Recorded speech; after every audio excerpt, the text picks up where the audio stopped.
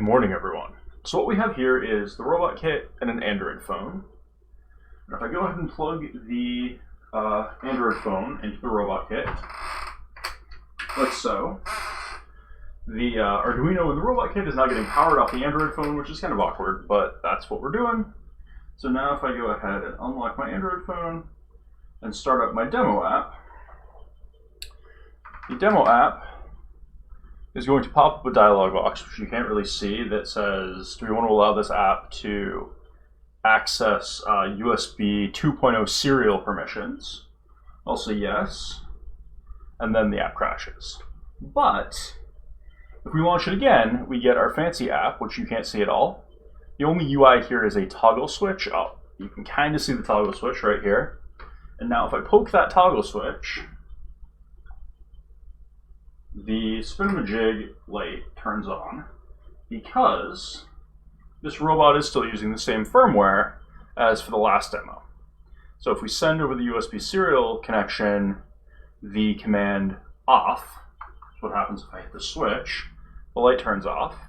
And if we send the command on, which is what happens when I hit the switch, the light turns on.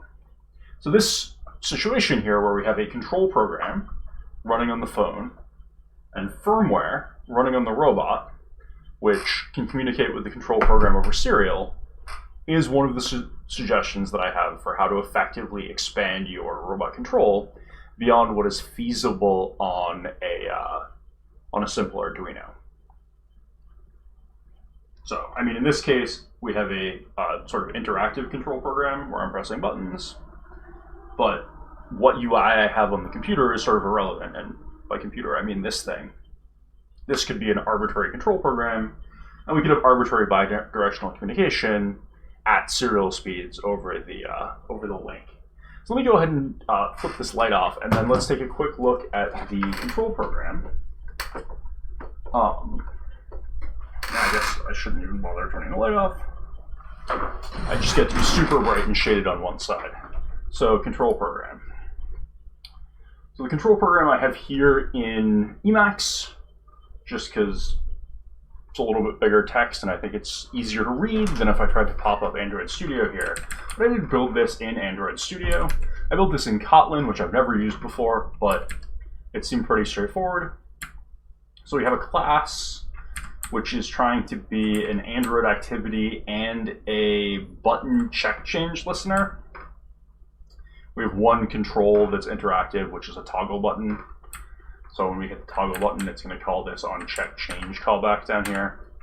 But in any case, when the Android app runs, the Android activity on create callback gets called back. And then we do stuff like set the user interface layout. That's an XML file if you haven't done Android programming before. The important thing is that we're going to go ahead and get this thing called switch1, which is the toggle switch. And then we're going to set the onChange listener to be this class or this instance of the class. But then the only other thing we do when we start up is we call open serial. Now, calling this on create is the reason that I had to have the app crash for permissions and then restart it. A real app would be a little bit more clever and like open the serial port when we get a connection or whatever. But this example is simpler if I do it the dumb way. So open serial, this is just basically the sample code for a library that I'm using called USB serial for Android. The link is up here. This file is checked into the cs5335 gazebo repository under the Ranger examples thing if you want to work from it. And then the only other thing that's going on here is we have our onCheck change callback. So when I poke the screen on my phone, speaking of my phone, I should make it stop powering my robot. When I poke the screen on my phone, what it's doing is calling this onCheck change callback, and then we get a Boolean flag saying whether the toggle button is checked or not.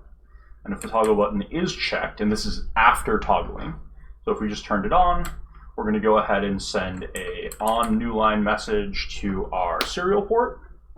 Now you'll notice that that's exactly the same thing that our Ruby script was doing in the example in the last video. That will cause the sort of state of the Arduino program running on the robot to update to on, and we'll make the spinner light happen. if we toggled it and it became unchecked, we're going to send off down that serial port. Again, the same thing as the Ruby script was doing. And I mean, this is the most trivial possible control program for the robot.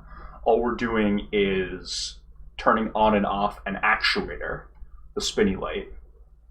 But we could be doing like serial port reads to get sensory data from the robot, using that to update our state in our control program here, sending commands back down the serial port to the robot. Yeah, we could write a better Android application and have our serial port communication not be in the main UI thread. But that's all stuff that if you care about Android programming, you are prepared to deal with. And if you don't care about Android programming because you don't have an Android device or this isn't the solution that you want to do, then this is a really simple example where we have a checkbox, and if you check it, it makes the light spin. And that'll, like, should be a good indicator of the sort of thing that you can do. And if you can get your iDevice, your iPhone, to run a serial port thing, you can do this just as easily there, I think. I don't know, the constraint would be whether you're able to install apps on your iPhone. I think that needs a developer thingamadoo, which you have to get a thing from Apple. And then I don't know whether iPhones can actually access USB serial. But if you have those two things, an iPhone will work just as well. If you have some other small computer device, if you have a Raspberry Pi, that would be really easy to make work here. But yeah, any sort of computer that is small enough for the robot to carry around can be used as a slightly smarter brain than the Arduino. So the next demo that I want to do is trying to get sort of a bidirectional control program working, and possibly showing the same control code working in both Gazebo and on the robot. But I don't know how far I'll get. We'll see. Hopefully this was helpful. Good luck on your project.